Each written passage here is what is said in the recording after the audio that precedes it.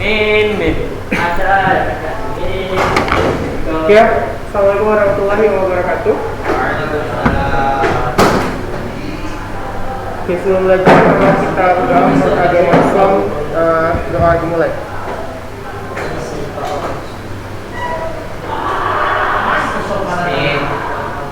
Oke, doa selesai.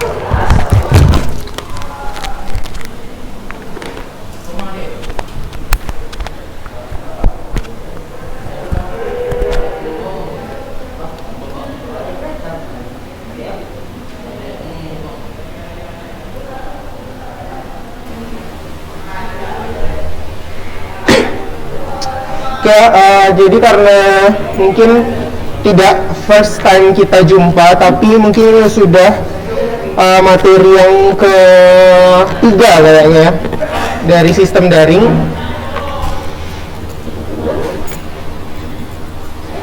Jadi sebenarnya aslinya saya itu adalah guru dari SMA Dharma Pancasila.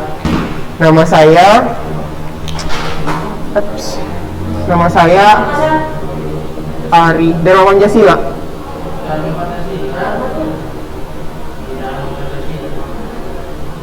Nama saya Ari Wahid Ihsan. Ari dari mana? Iya. Nah, sekolah ini punya provinsi. Jadi waktu itu ada Permendikbudnya bahwasanya gubernur tidak boleh punya sekolah. Sempat dilepas, tapi setahun belakangan sudah ditarik lagi sama Edi Rahmayadi. Kemarin sih benarnya Kak, saya gantikan waktu masa daring, cuman karena memang kondisi akhirnya dilanjutkan. Tapi saya memang tidak bisa mengcover semuanya. Jadi yang SMP sepertinya bukan saya cuma ngambil SMA-nya aja. Nah, untuk di tingkat kelas 11 sih sebenarnya ada program kita dalam belajar bahasa itu namanya kontrak membaca buku.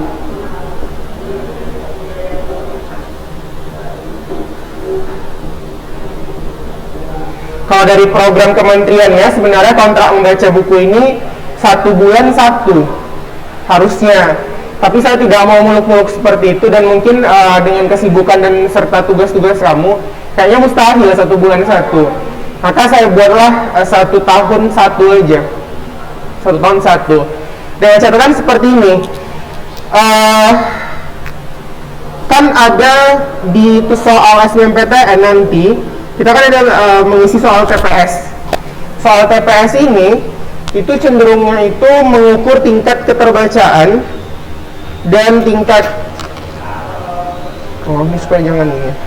Tingkat keterbacaan dan tingkat literasi kita gitu. Jadi kalau misalnya kamu jarang baca, otomatis tingkat keterbacaan kamu itu tidak naik gitu levelnya. Jadi kan ada 6 level nih. Sekedar informasi kenapa kita penting belajar bahasa.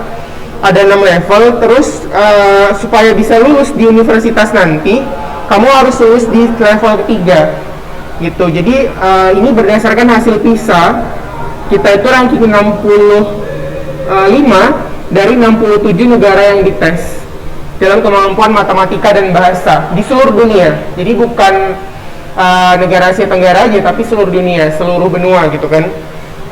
Artinya kalau dari kebijakan tersebut, kalau sampai kamu biologinya 90, kimianya 90, matematikanya 90, tapi nilai bahasanya atau nilai membacanya nggak sampai level 3, itu tetap tidak lulus gitu. Gimana caranya supaya bisa naik level itu? Sebenarnya sederhana, tiap hari membaca. Jadi sebenarnya kalau mau bagus misalnya menentukan soal bahasa yang Ustadz kami kalau lihat soal bahasa kayaknya bingung lah, sama-sama mirip-mirip, panjang-panjang lagi soalnya gitu kan. Nah intinya sebenarnya kemampuan membaca gitu. Jadi setiap hari baca aja 2 paragraf. Kalau rasanya ngantuk ya dipaksa aja. Semua kan awal dipaksa, sholat juga awal dipaksa gitu kan. Awal bisa karena biasa. Jadi hari ini mulai dari sekarang itu jadi salah satu bahan penilaian. Jadi kalau untuk nilai rapor sebenarnya kita kan kalau dibagi ada 4 kali UH. Lalu ada ujian mid kan, baru UAS. Nah UASnya itu sederhana aja sebenarnya. Nanti kalau yang membaca itu nanti saya tanya, kamu baca apa di rumah secara lisan aja. Terus apa yang kamu dapatkan dari bahan bacaan itu. Nanti UA2-nya mungkin sekedar ujian lisan 2 soal. 2 soal itu misalnya satu soal kamu jawab 50 benar, 2 soal 100 nilainya gitu. Jadi nggak usah banyak-banyak ulangan kita sampai 15 soal, 10. Pokoknya 2-2 aja per orang. Tapi langsung dijawab gitu. Jadi saya tahu gitu, oh ini benar-benar paham gitu. Jadi seperti itu sih sistem ujiannya di kelas saya gitu. Bisa? Untuk ujian MID dan UAS nanti juga akan diambil dari UAS 1 sampai UH 4. Biasanya kalau yang buat soal SMA selalu saya sih. Untuk yang perempuan juga biasanya saya yang buat soalnya. Jadi kalau yang SMP itu biasanya Ustazah Maulina, kalau yang SMA-nya saya yang buat. Jadi nggak usah takut nanti yang kita pelajari itu lari dari soal ujian. Pasti yang saya ujikan itu apa yang kita pelajari. Nah, ada 5 level gitu ya. 5 level yang pertama itu pertama adalah kamu bisa menerjemahkan simbol. Jadi misalnya kalau kita bilang ini apa nih, kursi gitu kan. Kalau dalam bahasa Inggris ini namanya chair, ini table, ini meja gitu kan. Dalam bahasa Prancis beda lagi. Nah, itu sebenarnya kemampuan menerjemahkan simbol.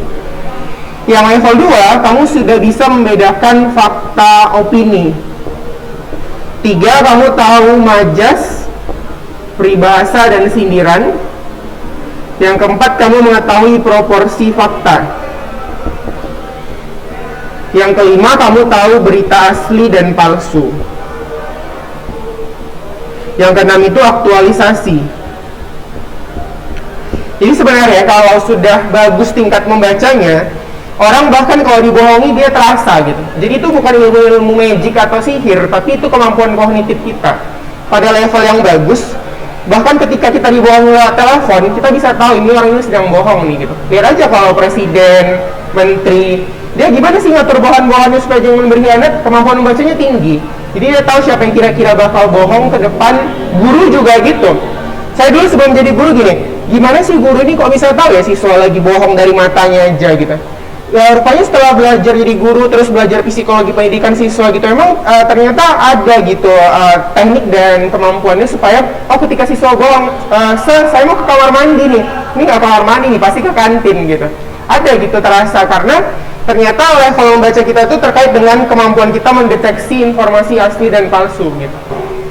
Nah, sama juga kalau di media sosial kan sering kita dengar, ini nggak peka gitu kan. Peka itu juga masalah kemampuan kita dalam membaca. Jadi orang yang nggak peka itu biasanya kemampuan membacanya juga rendah gitu, kurang lebih seperti itu.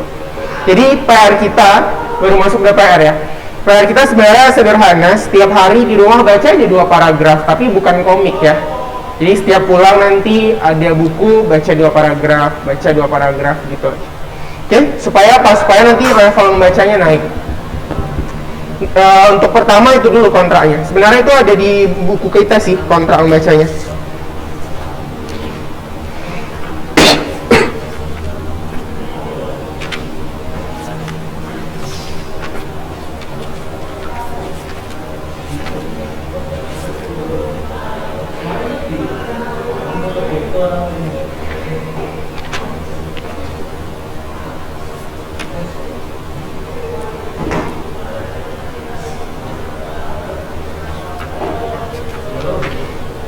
Nah, itu ada di halaman 42. Coba ambil buku paket kamu semuanya.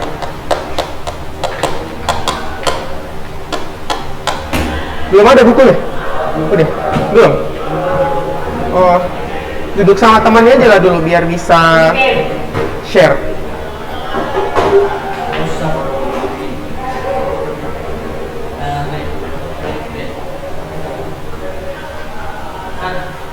Udah. Kasih. Arik mana? Iya. Teguh Farhan, Adrian, Hakim, Ahmad Soleh. Kemarin udah gabung ke grup WA itu? Ke grup WA? Ada kan?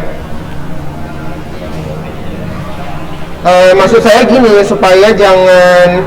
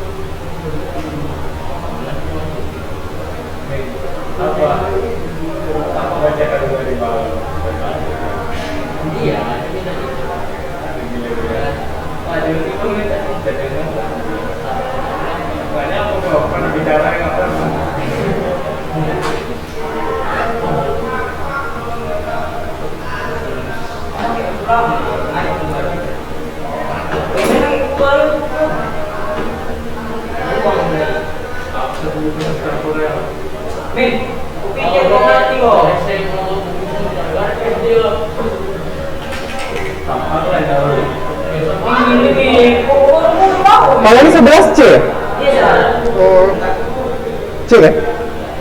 Berarti tambah ya yang perempuannya? Si Niko nggak datang ya? Oh dia dari. Si Davi mana?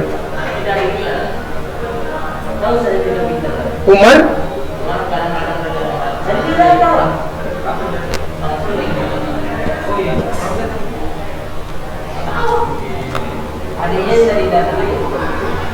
Adrian tadi mana orang? Adrian, Hakim, si Ahmad Solih, kamu ya? Oke, sambil agak-agak saya ingat-ingat lah ya. Soalnya nama kalian kadang mirip-mirip. Rasa saya sih. Oke. Iya, biasanya ramai ya kalau saya lihat. Nah, di situ di halaman 42, di situ kalian bisa lihat ada laporan membaca buku. Kalau dari kurikulumnya, tuntutan aslinya itu ada 1 buku 1 bulan. Tapi di dalam setiap semester berarti kan ada 4. Kita kan minggu efektif kita ada 4. Berarti totalnya ada 4 buku. Tapi saya nggak mau seperti itu lah, terlalu banyak. Yang penting 1 tahun 1 aja. Yang penting membaca intinya. Enggak, buku di luar buku pelajaran lah. Terserah, buku fiksi boleh, non fiksi nggak boleh lah. Karena komik itu dia strukturnya gambar. Cerita boleh seperti cerpen, nggak boleh. Karena dia gambar itu beda cara skimming dan scanningnya gitu. Kalau membaca itu kan ada namanya kemampuan skimming dan scanningnya. Itu nggak, kalau dia baca gambar itu nggak akan nambah. Misalnya gini, saya malas baca loh Ustadz, saya orangnya pragmatis, saya mau nanti di kelas 12 dan 1 bulan terakhir nih mau ujian, saya baru taubatan nasuha belajar habis-habisan sampai hidung saya berdarah gitu kan. Tapi itu nggak bisa kita di situ mau ujian, besok di situ baru belajar gitu. Karena apa? Ketika kamu tes TPS, soal itu akan mendeteksi sendiri secara grafik siapa yang selama ini rajin baca, siapa yang selama ini nggak pernah baca gitu. Jadi ya nggak apa-apa sih kalau masalah hobi nonton dan baca webtoon itu tidak mempengaruhi sebenarnya gitu. Yang penting tiap hari baca gitu. Jadi kalau misalnya kan ada siswa gini kan, dia pintar sih, sering gitu belajar soal fisika. Bahkan pernah saya lihat ada siswa yang sambil jajan di kantin, dia ngerjain soal fisika tuh, tek siap 1 soal gitu. Padahal kalau kita jabarkan itu 3 papan tulis, tapi dia nggak lulus SBMPTN. Kenapa? Ternyata dia sepele sama soal TPS-nya. Dia jarang baca, dia sukanya ngitung aja. Dan ternyata itu buat dia hasil TPS-nya nggak balance. Jadi dia bagus di hitungan, tapi di kemampuan literasinya kurang. Makanya mulai dari sekarang kalau suka IPA ya bagus, tapi dibalancekan sama bahasanya. Kenapa sih sebenarnya kita harus belajar bahasa gitu kan? Karena bahasa ini membentuk pola pikir. Bukan, kadang-kadang kan siswa beranggapan gini, ngapain sih sebenarnya belajar bahasa Indonesia? Baguslah kalau bahasa Arab atau Inggris ada kemampuan bahasa asing. Bahasa Indonesia ngapain? Kan nggak nanya berapakah harga sayur 1 kilogram pak? Kan nggak gitu ya. Tapi sebenarnya belajar bahasa apapun itu membentuk pola pikir. Karena orang yang bagus pola pikirnya, biasanya dia bagus mengorganisasikan pekerjaannya. Makanya kalau nanti kamu masuk STAN, ada wawancara, dia bukan mau lihat seberapa banyak buku yang kamu hafal ini, bukan. Tapi masalah bagaimana kamu mengorganisasikan ide di kepalamu gitu. Ada orang yang pintar, tapi ketika ditanya bagaimana ide dia nggak bagus gitu mengutarakannya, keliling-keliling gitu. Padahal yang disampaikannya sedikit gitu sebenarnya. Gitu ya. Jadi supaya jadi negara maju, seperti Singapura contohnya, kelas 11 itu udah buat aplikasi di Play Store kan. Kenapa? Karena mereka dari kecil itu kemampuan bacanya udah bagus. Indonesia kenapa sering kali ketipu berita hoax? Karena memang kemampuan bacanya rendah. Kalau negara maju jarang ketipu berita palsu, karena kemampuan bacanya bagus gitu. Jadi kurang lebih kalau mau jadi negara maju yang standarnya sama dengan negara-negara yang kita kira sudah berkembang, ya harus rajin baca. Supaya juga jangan jadi orang tua yang berpikiran tertutup gitu. Kan ada orang tua sekarang ini gini, nggak mau disalahkan, terus kalau berbicara sama anak itu harus dia aja selalu yang didengar gitu. Itu sebenarnya terkait juga dengan kemampuan membaca. Orang yang membaca itu biasanya pikirannya lebih terbuka, lebih tanggap zaman gitu kan, terus dia lebih fleksibel gitu. Oke? Jadi mulai dari sekarang harus baca.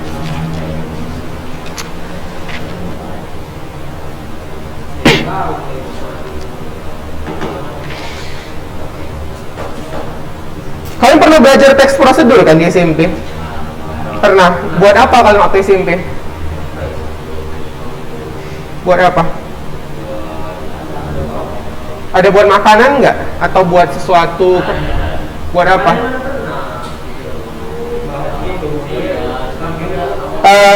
Ada ya memang prosedur di SMP kan?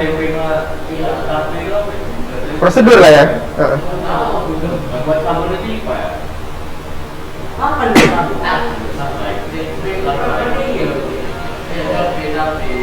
Ya sebenarnya kalian waktu buat itu juga itu udah prosedur. Prosedur itu dia kan menentukan arah kerja kita gitu, bahan, alat. Makanya kalau kita belajar di SMP, nah kita buat ini ya. Pertama tujuannya misalnya buat tape gitu kan. Terus tapa ya tulisannya. Terus apa nih alat dan bahannya gitu kan. Baru langkah-langkah.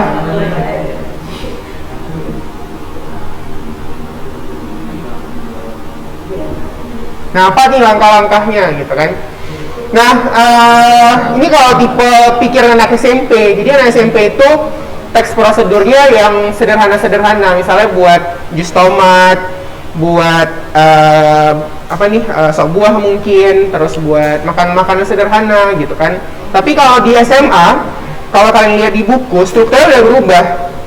Jadi dia berubah jadi dari tujuan, terus masuk ke langkah-langkah, terus masuk lagi ke tips atau rekomendasi.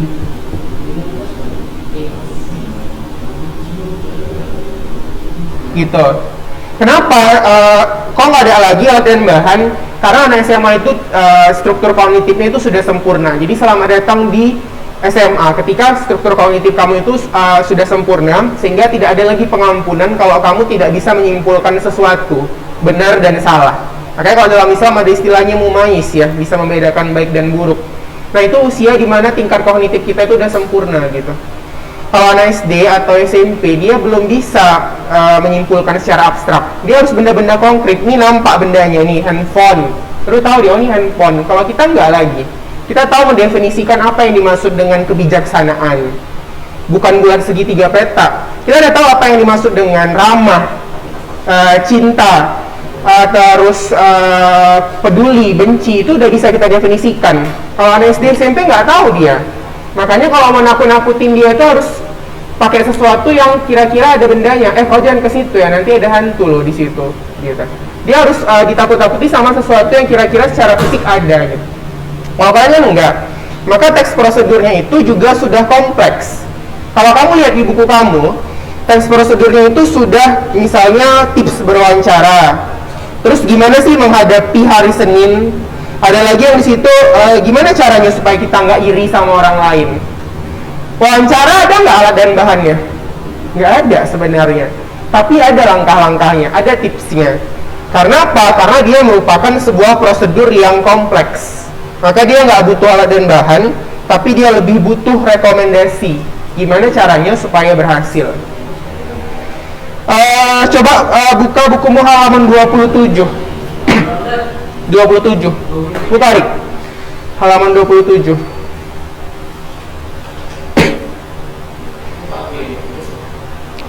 Nah, coba yang paragraf pertama baca Adrian. Iya, paragraf pertama aja coba. Iya.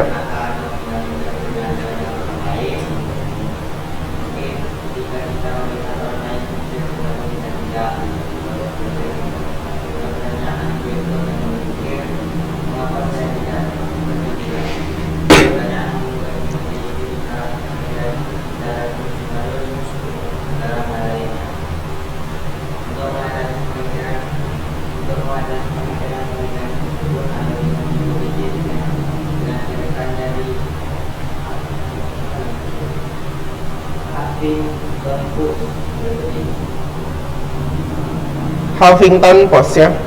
Oke. Nah itu paragraf pertama adalah langkah tujuan. Tujuan itu menentukan kita mau ngapain atau arah kerjanya seperti apa.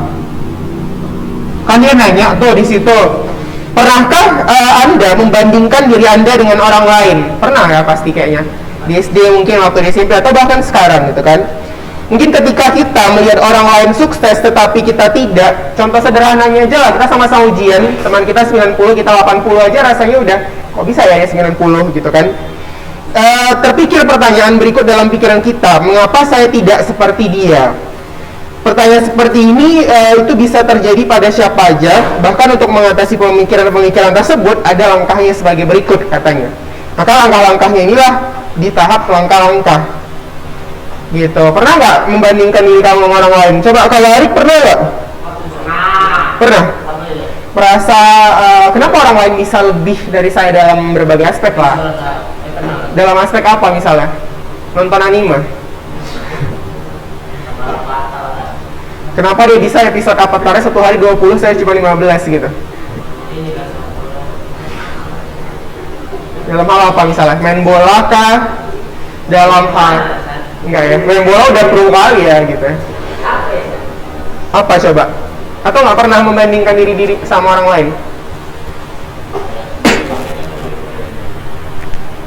Masa nggak pernah sepanjang hidupnya nggak pernah emang? Wah luar biasa lah kalau gitu. Percaya diri berarti kamu.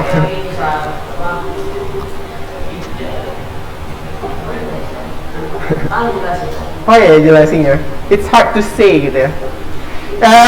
Kalau siapa? Hakim mana Hakim? Nah, Hakim pernah? Dalam bidang apa misalnya? Dalam apa? Badminton? Oh dia atlet badminton? Main aja gitu ya. Kenapa dia bisa lebih sering gitu ya menang daripada kamu gitu? Kalau kamu siapa namanya? Akhtar kan ya? Farhan Akhtar, panggilannya Akhtar. Pernah nggak merasa membandingkan diri sama orang lain? Pernah di bidang apa? Pelajaran, olahraga, kegantengan. Ya bisa juga mungkin ya fisik gitu. Dalam bidang apa? Keberhasilan. Iya di bidang apa?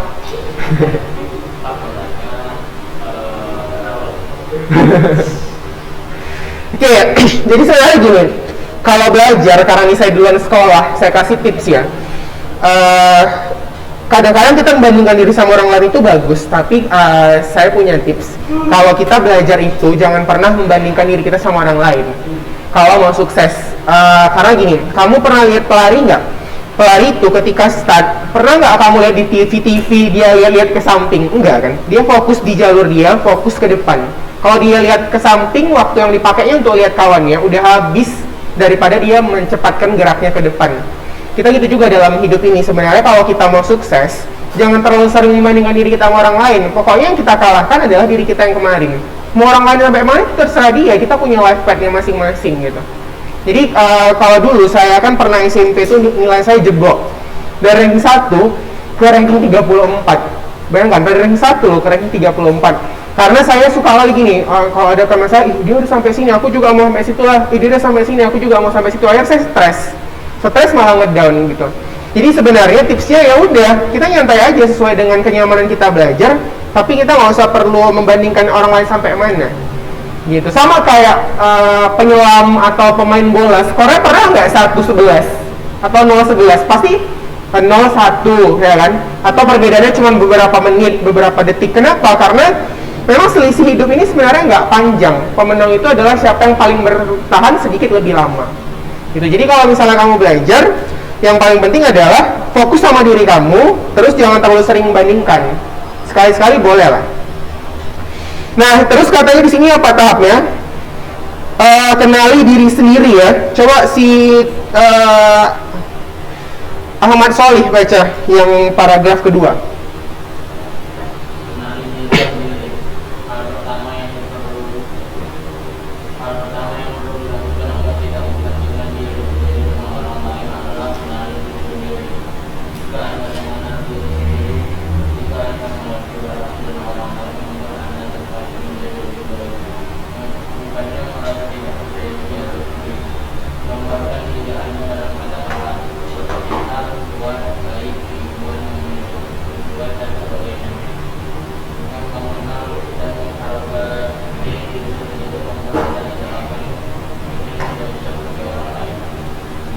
Oke. Lanjut Rick, paragraf berikutnya.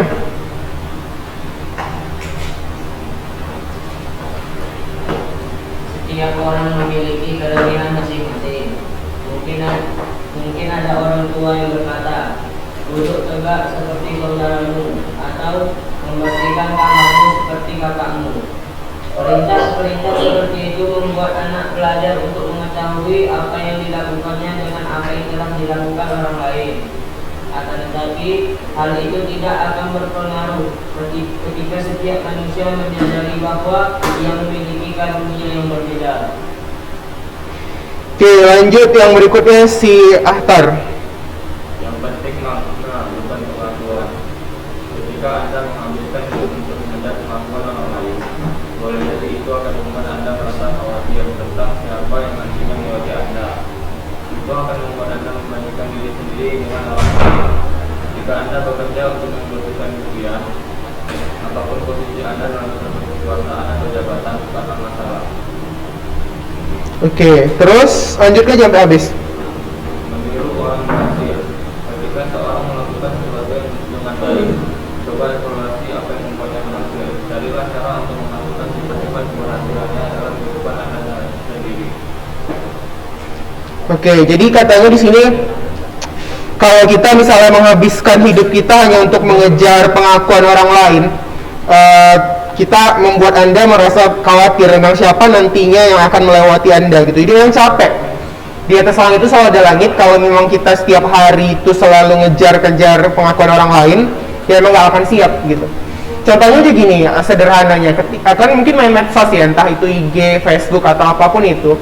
Kalau kalian lihat orang yang suka posting, sikit-sikit ada hal bahagia di posting, sikit-sikit ada sesuatu yang dia peroleh posting. Sebenarnya itu orang yang nggak bahagia. Kenapa? Kalau dia beneran bahagia, dia nggak butuh pengakuan orang lain. Orang yang benar-benar bahagia, dia nggak butuh pengakuan orang lain. Kalau dia sedikit-sedikit butuh pengakuan orang lain sama bahagia dia, butuh konfirmasi, aku lagi bahagia loh ini, berarti dia sebenarnya nggak bahagia. Orang bahagia yang asli nggak pernah berusaha menunjukkan dia sedang bahagia gitu.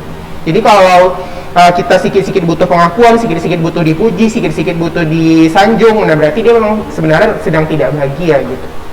Nah, gitu kurang lebih kata teks prosedur di atas. Jadi, dalam teks prosedur yang terjadi di SMA, selalu ada arah kerja dan bagaimana kita menjalani sebuah tujuan itu supaya mencapai tips yang tadi kita baca, gitu ya. Banyak sebenarnya teks yang bagus-bagus kalau kamu mau baca di sini.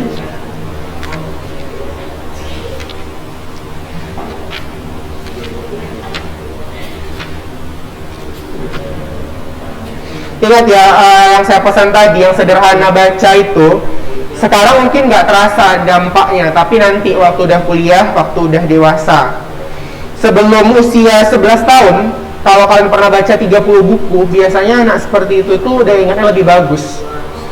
Perhatikan lah, kalau ada teman kalian di kelas dia ingatnya bagus sekali gitu, dia nggak pernah lupa, jarang lupa pelajaran, pasti waktu masih kecil sering baca. Sama juga kalau ada orang tua pikun, sikit-sikit lupa, udah lupa marah-marah lagi. Itu karena waktu masa mudanya dia jarang baca. Orang yang sering baca biasanya lama pikunnya gitu. Makanya supaya jangan jadi orang tua yang pikun dan memuakkan, jadilah anak muda yang sering baca, supaya nanti waktu kalian udah tua, kalian nggak disepelekan sama anak-anak muda gitu. Itu kurang lebih. Oke. Untuk kita ulas konten bahasa ya, yang kedua. Itu tadi untuk struktur. Yang kedua, konten bahasa itu bisa kalian lihat di halaman 20. Buku saya ada dua ya, satu latihan, satu catatan. Kalau rasa kalian penting dicatat. Nanti ada nilainya.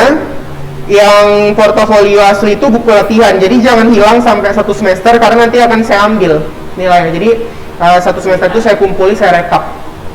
Jadi jangan setiap masuk buku baru lagi, Pokoknya satu semester harus di buku itu aja gitu. Supaya jangan berulang-ulang ganti buku. Nah, di situ kamu bisa lihat di halaman 20, katanya di situ ada ciri kebahasaan dari teks prosedur. Banyak menggunakan kata kerja perintah, partikel seperti lah, kah, tah, pun ya. Coba misalnya masukkan, saring, terus panasi. Nah, itu berarti dia sedang membuat perintah. Terus di situ ada juga kata teknis. Kata teknis itu adalah kata yang secara bentuk merujuk pada bidang ilmu tertentu.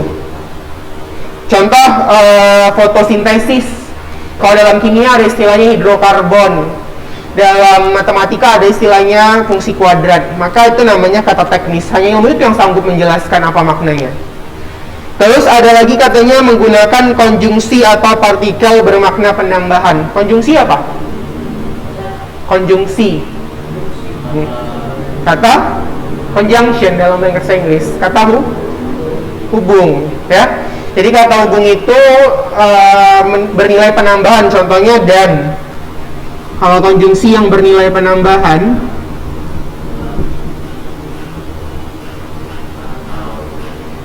atau bisa juga, tapi itu pemilihan. Dan terus bahkan, ya kan? Kalau dia pemilihan, contohnya, oke. Kemana? Nggak pulang kan? Contohnya atau kalau pemilihan, gitu ya. Jadi itu jenis-jenis kata hubung. Terus dia katanya ada juga partikel yang bermakna penambahan. Seperti tadi lah, tambahi, terus masukkan, kurangi, gitu ya. Banyak menggunakan pernyataan persuasif. Persuasif itu berarti ngajak ya. Kalau kita ngajak orang gimana? Ayo kita ke kantin yuk, gitu kan. Berarti ada kata ayo, mari, lakukanlah, kerjakanlah. Nah, itu persuasif. Terus yang nomor 5 katanya juga menggunakan petunjuk penggunaan alat. Contohnya misalnya potonglah buah itu dengan pisau. Dengan pisau itu alat. Ayah menebang pohon dengan parang misalnya. Parang itu berarti alat, gitu ya. Jadi seperti itu yang banyak muncul di teks prosedur. Coba ini konten kebahasaan sama strukturnya. Yang ini catat di buku catatan kamu sekarang. Jadi ada pertinggal supaya jangan lupa. Buat yang ini struktur teks laporan, struktur teks prosedur. Yang ini kaidah kebahasaan yang halaman 20. Jadi buat di situ contoh kata imperatif apa, persuasif apa. Ini dulu struktur dulu yang dicatat. Buat judulnya satu struktur, satu lagi kaidah kebahasaan.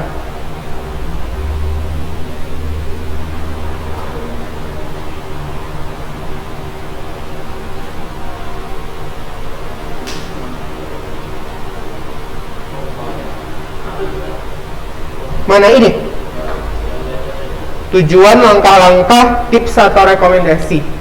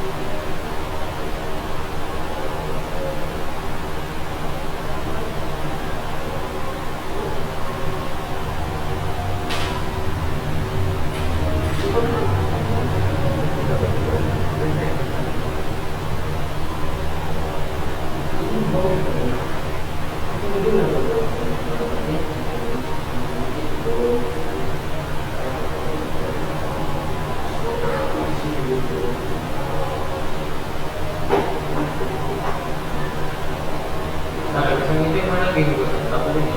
Kenapa? Habis yang itu sebenarnya Yang ini halaman 20 yang mana? yang mengungkapkan unsur kebahasaan itu. Gua judulnya unsur kebahasaan teks prosedur. Kan di situ ada yang di bagan, kan ada kata imperatif. Hah? Iya, yang di tabel itu, yang nomor 1 sampai 5. Ada menggunakan kata kerja perintah, menggunakan kata teknis, nah itu.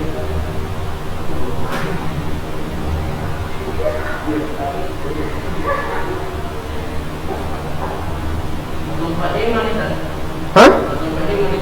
Ya, inti-intinya aja. Pokoknya contoh misalnya kalau kata teknis apa contohnya? Kata persuatif apa? Konjungsi penjumlahan apa? Seperti ini, misalnya konjungsi penambahan ada dan bahkan gitu.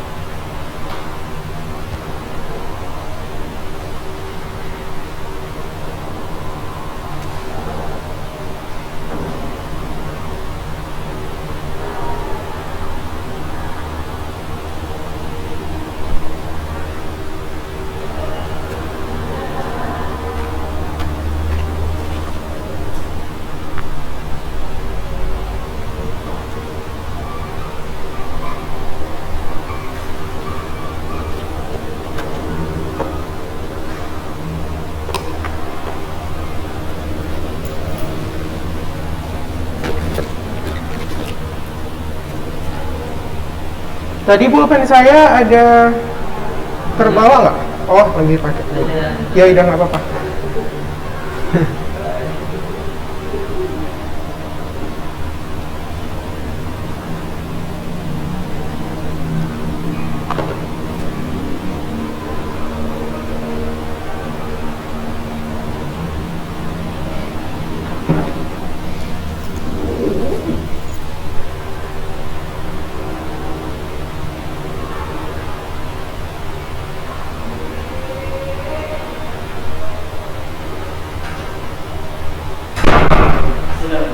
Waalaikumsalam. Catat yang ini ya, struktur. Nah, sama yang kaidah kebahasan halaman 20. Buku kamu mana, Erik? Buku paket.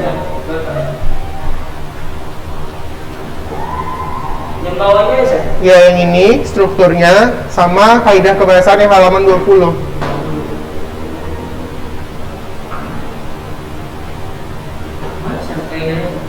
Ini yang 1 sampai 5 itu. Ini buat contoh-contohnya ya, misalnya ini banyak kata teknis, kata kerja imperatif apa contohnya. Ini usah. Nggak usah. Terus ini kata teknis apa contohnya gitu.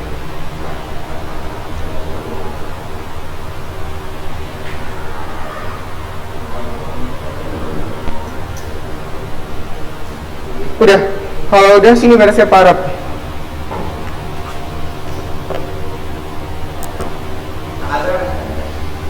Hari ini? 14. Ya, tanggal berapa sih? Saya pun lupa. Ya, 14.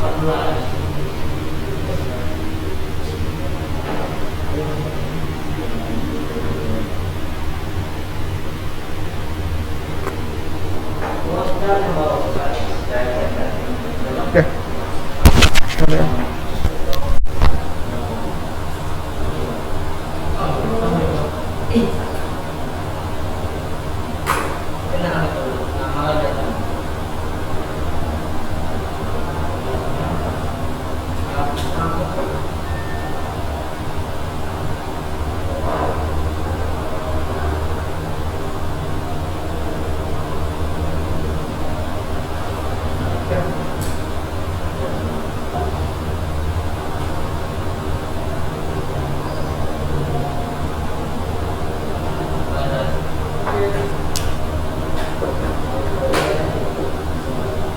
Nah, di konten bahasa itu kalau ada hal yang mau kamu tanyakan atau di struktur itu ada yang kurang paham, silahkan ditanyakan ya.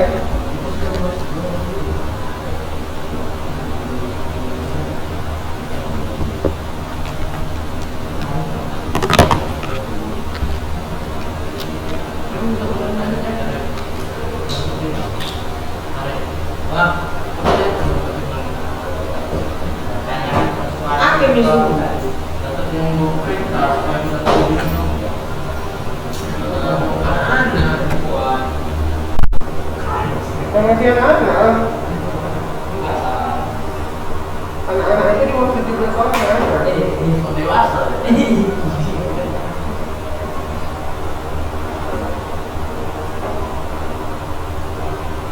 Saya tinggal mana sih? Oke, mana? Saya udah punya istri. Belum.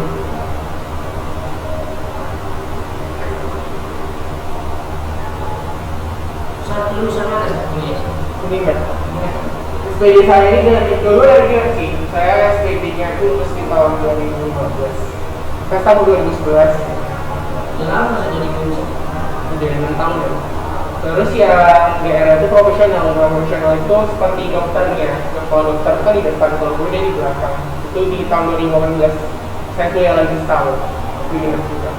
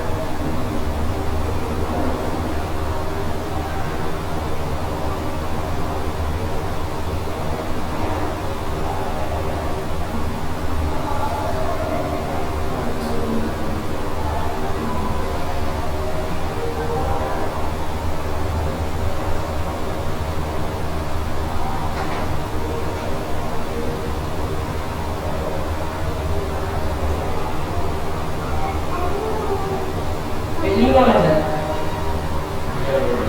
Ya, ini Pak.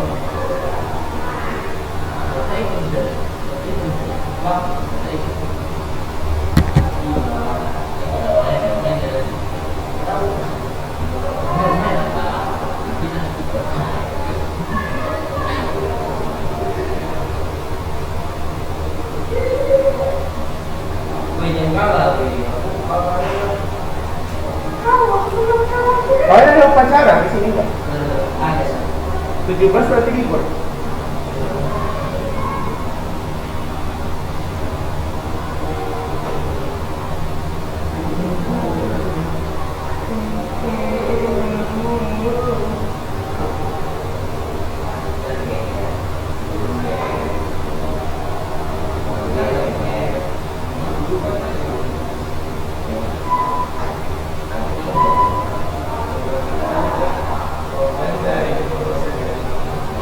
Gimana memperbaiki tulisan?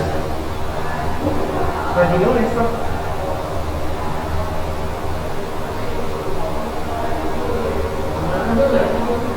Yang penting kita Pak ya. Ini ada lama. Enggak penentu aku tulis di pembentukan karakter tulisan itu aku tulis.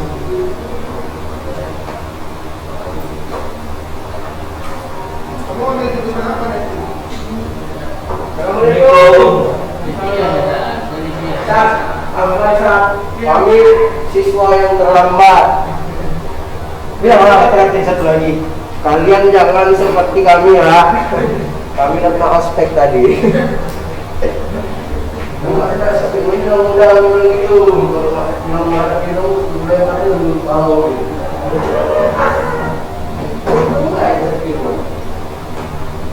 Sudirman ini ya? Kapsik juga. Kapsek. Ini apa?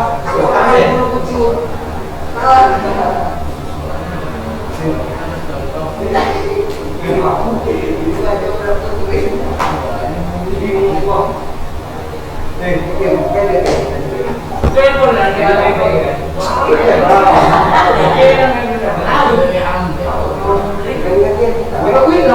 Bu, mana Pak Isbu? Saat ini pelajaran apa? Bahasa Indonesia.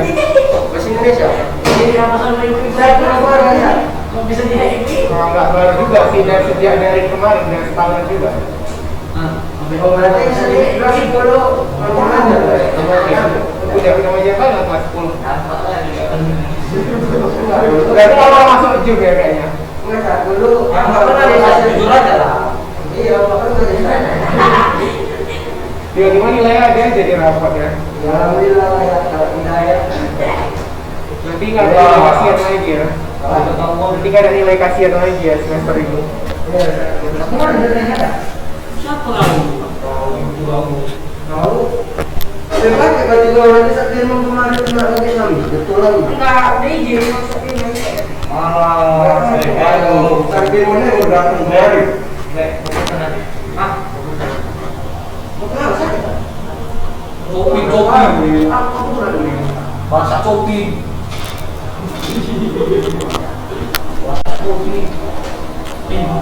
Tapi lu tahu ini. Tapi kamu kok ya enggak sana. Allah itu. Urusan kau itu jelas. Hah? Ayo sih apa sembuh. Bisa kali masa kami menunggu juga Dulu. Lagi ini jalan lagi. Asli. Oke ya. Itu saja hari ini pertemuannya. Assalamualaikum warahmatullahi wabarakatuh.